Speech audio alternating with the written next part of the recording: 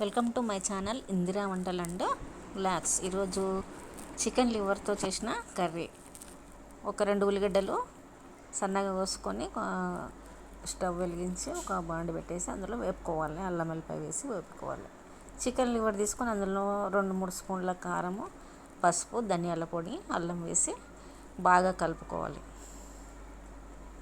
Chicken liver కూడా చాలా టేస్ట్గా ఉంటుంది. ఈ విధంగా చేసుకుంటే బాగుంటుంది. వేసి కొద్దిసేపు ఫ్రై చేయాలి. ఒక 2 ఉల్లిగడ్డలు సన్నగా కోసుకొని అలా ఫ్రై చేసుకున్న తర్వాత దీన్ని వేసేయాలి. ఒక గ్లాస్ వాటర్ వేసి కొద్దిసేపు ఉడికించుకోవాలి.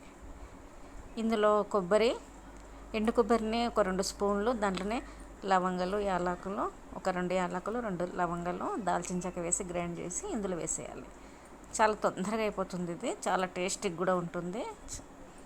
చికెన్ లివరు చేసి చూడండి, మీరు కూడా చాలా బాగుంటుంది.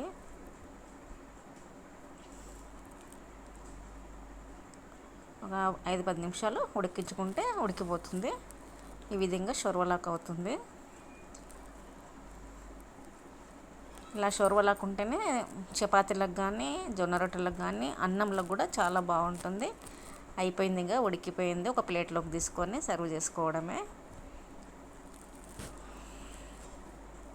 మా ఛానల్ గారు నచ్చినట్లయితే సబ్స్క్రైబ్ చేసుకోండి.